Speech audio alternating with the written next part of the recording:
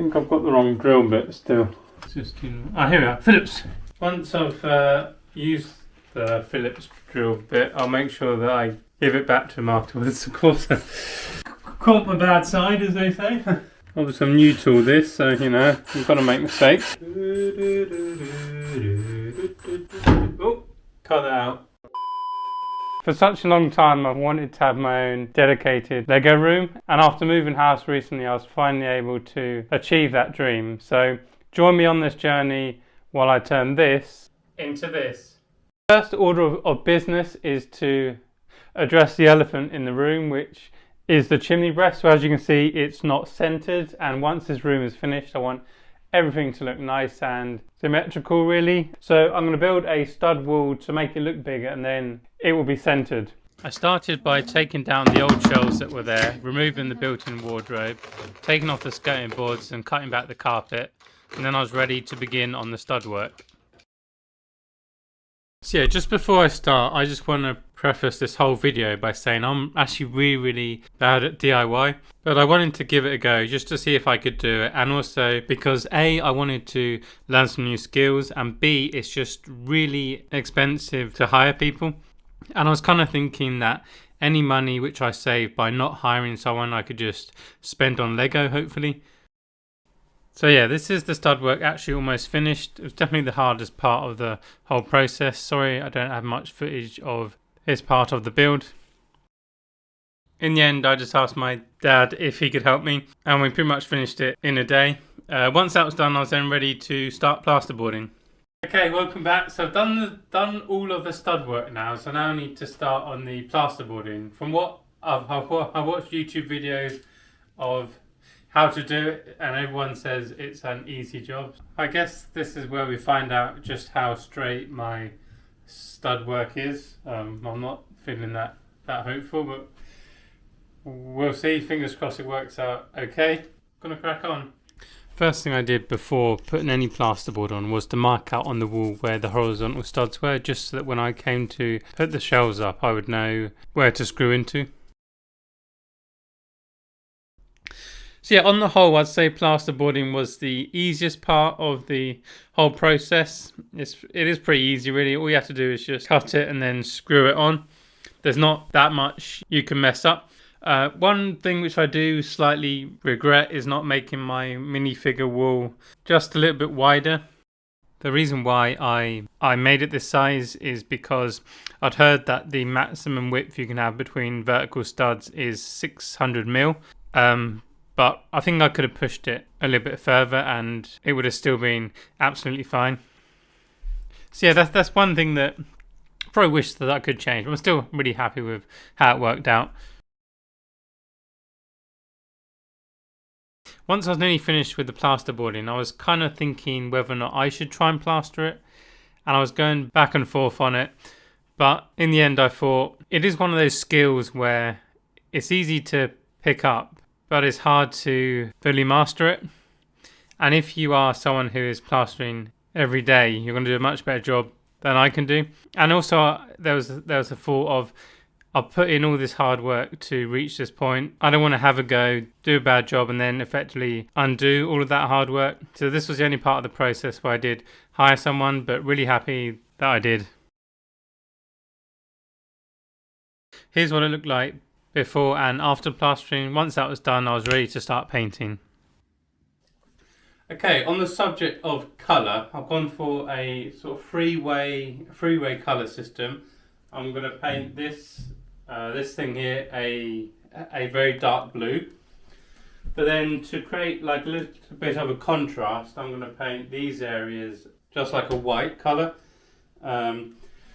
which I think could look quite good. And then finally on the walls either side, I've gone for this paint. It's called Pebble Shore, which is kind of like a sort of light grey colour, I guess you could call it. So I think let's just see how it goes.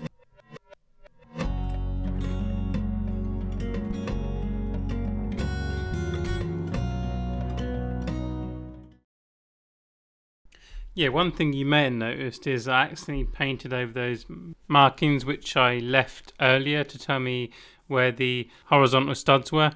So that definitely made it a lot harder when I came to build the floating shelves.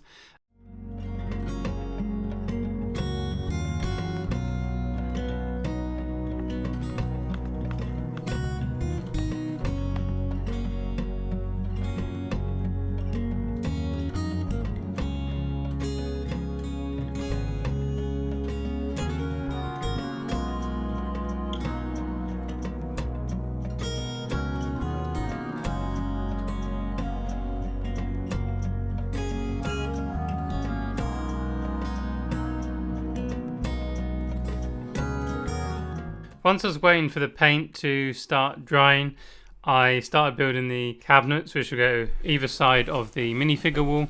These were just IKEA cabinets, they're called Plaster. I bought 6 of them, 3 to go on either side. As you can see, I had some help putting them together, even if it was short-lived. I'm actually one of those people who really enjoys building IKEA furniture just because it basically is upscaled Lego. After I'd finished building the IKEA furniture, I then started thinking about how to build the floating shelves.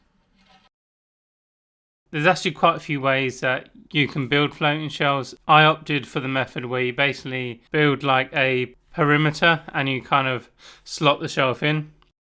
One thing I'm a little bit concerned about with this approach is that over time these shelves might start to sag.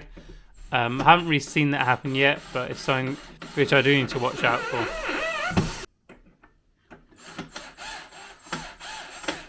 So once I had that up, I then started the process of building said shelves. So I'm going to start building the shelves now. I've already made 2, but I'm going to build the one for the top left corners just so you can see how it's done. It's 2 pieces of 12mm plywood just glued together with a hollow centre, so it just slots in. So I'm going to cut the wood now and then start to glue it up.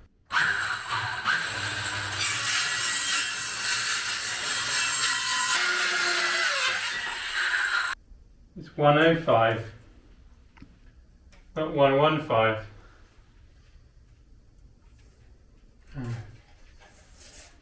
I need to get some more wood today. So they say measure twice, cut once. But with me it's often measure once, cut twice.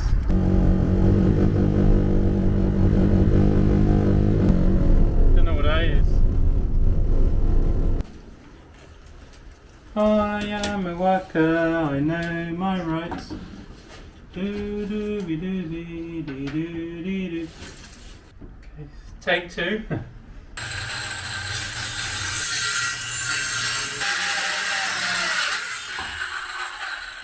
Ready to rock and roll. If I do that, I'll cut through the table leg.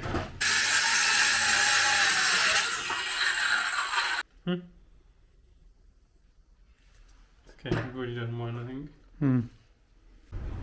Okay, so 24 hours later, the glue has dried. Now I'm going to put the top piece on, and then all that's left to do is put the front on and then sand it down, and then that's pretty much finished.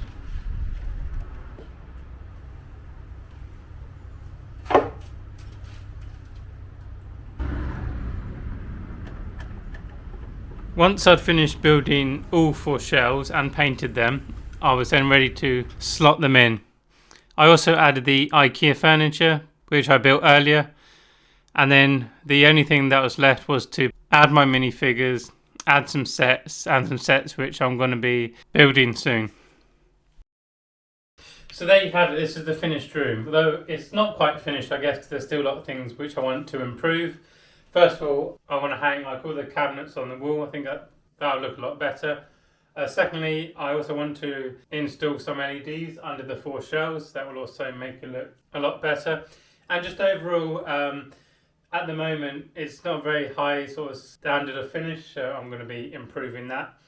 It was definitely quite a long and hard journey to reach this point, and this edit too was a lot of work. So please do hit the like button if you enjoyed this video and consider subscribing. It really will help me out. Thank you for watching. Stay tuned for the upgrades video and see you in the next one.